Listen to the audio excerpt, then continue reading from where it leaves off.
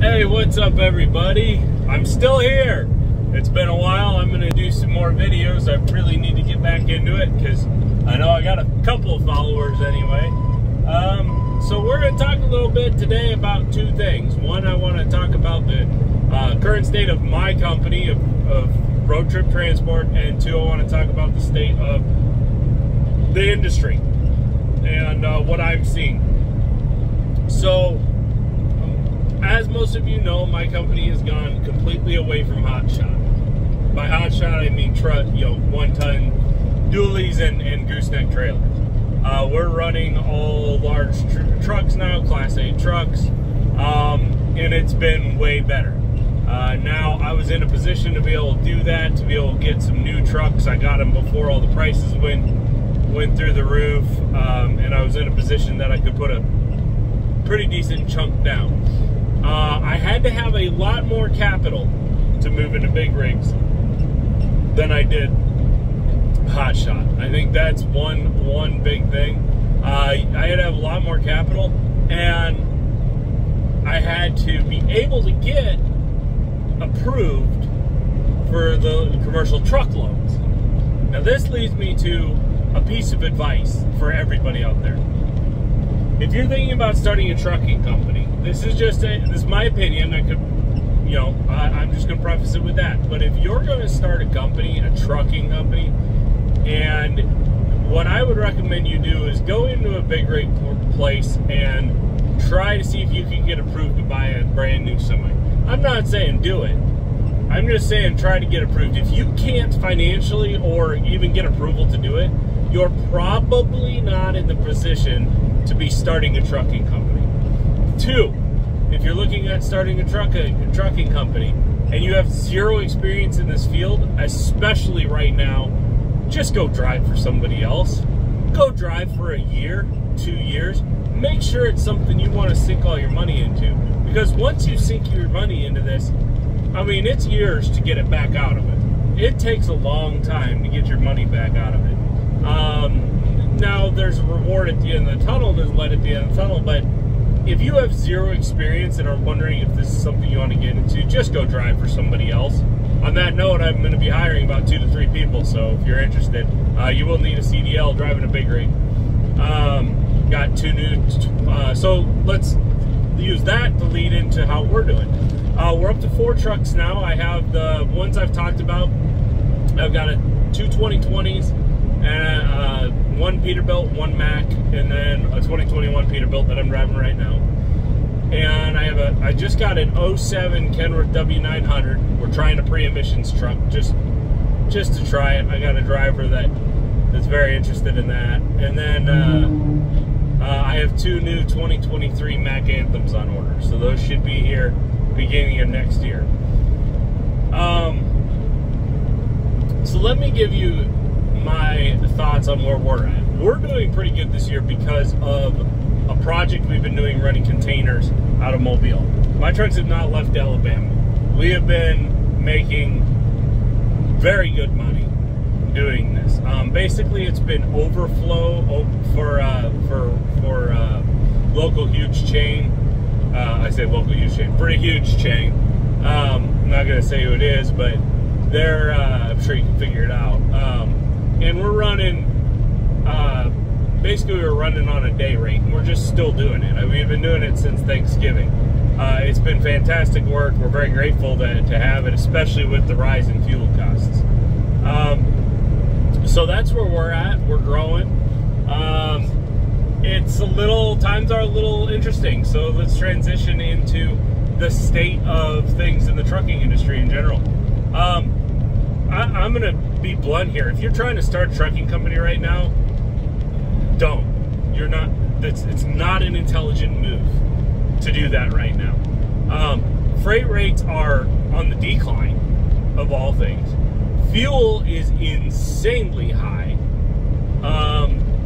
You have a huge amount of people in this industry that have no clue what they're doing.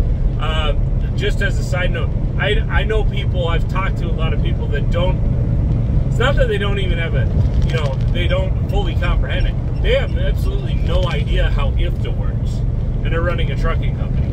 I mean, these people shouldn't be running trucking companies. The failure rate right now, this is according to my insurance company, they kind of keep track of all these statistics. The failure rate right now of new hotshot ventures is over 90%. The reason why insurance is so high for hotshots is most insurance companies just write you off as a guaranteed failure, so they need to collect as much money as they can as quickly as they can, if they'll even insure you. That's one of the reasons, and insurance rates are through the roof. DOT is focusing like probably 3 times harder than when I was running them on these hotshots, because 90% of them are just running blatantly illegal. Okay, that's maybe a high estimate, but a lot of people are just blatantly running illegal. So, it's just kind of, it's a very, very volatile time to get into it. If you would have asked me, actually, right after Corona hit, and rates came back, I'd have said that was a bit of perfect time to get into it. I think I even said at that time, rates were up, fuel was down. The only issue at that point was truck availability. Getting into a truck was, even with Enterprise, when we were running Enterprise, we just couldn't get trucks. So, yeah, the economy right now, the trucking economy, is very volatile right now. Very up and down. Rates are not where they should be, especially for the increase in fuel costs. I mean, to put it in perspective, fuel was roughly 30 to 33 cents a mile. There are places in this country it is over $1. It is $1 a mile for fuel costs. Your fuel costs have tripled. Rates have not gone up, that 60-70% or 60-70 cents a mile. Rates have not gone up that 60-70 on average. So, it's just a very, very volatile time to get in. There's a lot of people in this business that are failing right now. My recommendation to anyone interested in getting in is give it a year, or close to a year, at least until next spring. See what happens, see who all fails out, because these people aren't going to survive the winter.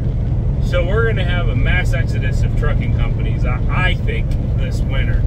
And I think rates are going to come back next spring, summer. But I don't think they're going to come back any sooner than that. If you're barely making ends meet right now, I got bad news for you. I don't think you're making it. I think it's going to get worse. And then this winter, rates are going to get worse as more and more people fail out. Because, see, there's a mentality in this industry that if the wheels aren't turning, you aren't making money. And to that, there's maybe a little bit, but that's not 100%, right? That's not, I get the idea, but you can absolutely be rolling your wheels for negative money. You can absolutely be driving your truck down the road and losing more money than you would just parking it and sitting at home and playing on your computer. So there is, and people don't realize that, hey, just making enough money to make it to your next payment is, you're behind the 8 ball. You're probably not going to succeed, because you won't get ahead. If you're chasing bills, you'll never get ahead. Especially right now. So my recommendation is, a lot of these people who say, if the wheels aren't turning, parceling right now is horrendous. I talked to a guy who made $4,000, gross $4,000. Now, he didn't do a ton of miles, probably did like 1,800 miles that week, but he deadheaded all over the place. He wore himself out for these little partials all over the place. I mean, 7 days of running, just pick up here, drop there, pick up here, drop there. I don't even know how many partials, 10 partials? I mean, just wore himself out for $4 grand. And it, after expenses and everything, he didn't make that much. If you're not capable of grossing right now about 10,000 when you're running, I'm not saying average in this case, I'm saying weeks that you're actually running and running hard, if you're not grossing around 10 right now, you're gonna have a hard time. 8 to 10 minimum. I would say the average needs to be right now around $7 grand a week, and that includes your time off, right? So that's whatever, 7 times 52. That really should be what you're targeting to gross minimum for a year. Again, my opinions, these are ballpark numbers. but it's just the state of things right now with fuel the way it is, and it's tough.